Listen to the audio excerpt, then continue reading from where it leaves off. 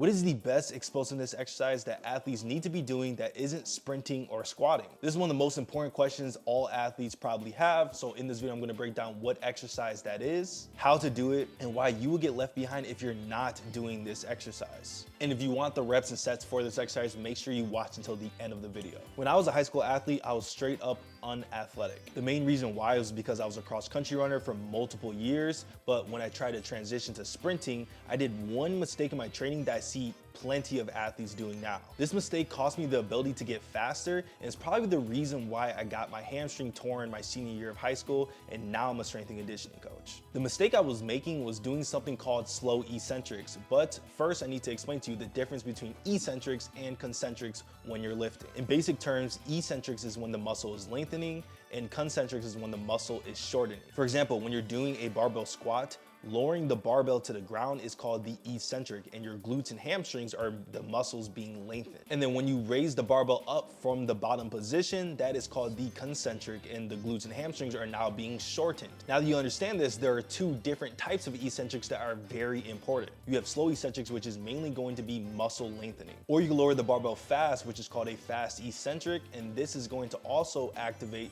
the stretch reflex, or basically the stretch shortening cycle. And if we want to run faster and jump higher, we need to get better at the fast eccentrics. Most of the top coaches that you know believe that this is the most important thing for athleticism. Fast eccentrics, the ability to absorb force and release it with elastic energy. If you can't absorb force at fast speeds and release it with elastic energy, which is free, then you're probably not going to be fast at all. So let's get into the exercises that's going to train this the most optimally. If you're an athlete who does track, basketball, football, or soccer and want to transform your sprint speed and explosiveness in the next 30 to 60 days without wasting over 60 minutes in the gym or having to guess what are the best exercises to put together in the workout to get the most speed gains possible, then you should hop on my 12-month sprint speed transformation program called the Speed Academy. And if you don't transform your sprint speed in the next 1 to 2 months, I will personally train you for free until you do. Whether you're in season or you're in your off season, come join this training program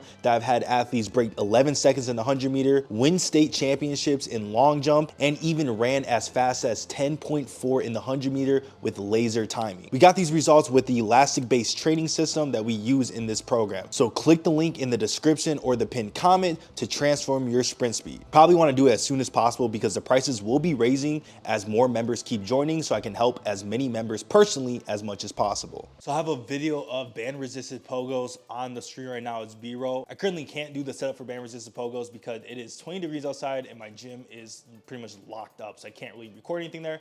But the setup for band resisted pogos, you want to get 2 FTS bands or some type of elastic band. You don't want the regular rubber because if you have the rubber, it's probably going to snap. Or you get PJF bands. Those are the best ones. I'll try to put a link in the bio for those. I'm not sponsored at all. And the goal is to wrap 2 bands around your shoulders and then try to jump as high as possible. So the amount of resistance you're going to get is going to be a lot. It might be more than doing just 10 to 20 pounds of your dumbbells, but eventually once you get strong enough for it, you'll be able to get a lot of power benefits out of this. Now the resistance is too strong, that's not gonna be as good because you're gonna be changing your patterns that you fire at. So you go above 20% of load, around that 30 to 40 to even 60%, is gonna be way too much to the point where you're changing the way you move that's not gonna be transferable to sport. At that point, you might as well just lift heavier weights to try to get some neural loads and some neural benefits that you could get from weightlifting. But either way, once you get these bands around you, I like the purple ones for FTS or PJF.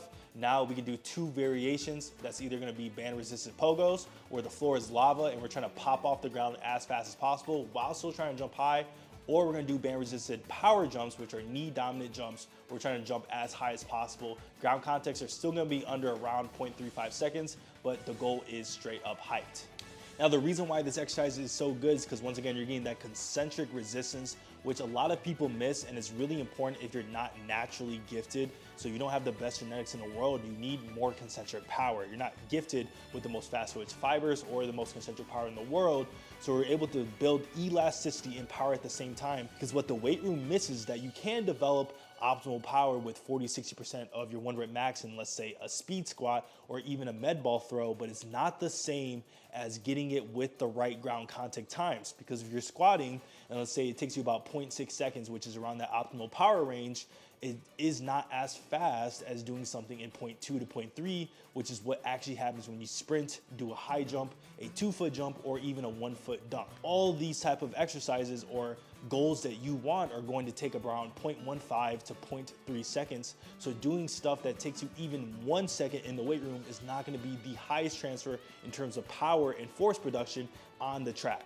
So the best way to improve force production, raw force production, is going to be resistance sprints, jumps, pogos, anything that's resistance and fast ground contact times. But the whole other side of this benefit is going to be the eccentric rate of force development that you're also developing.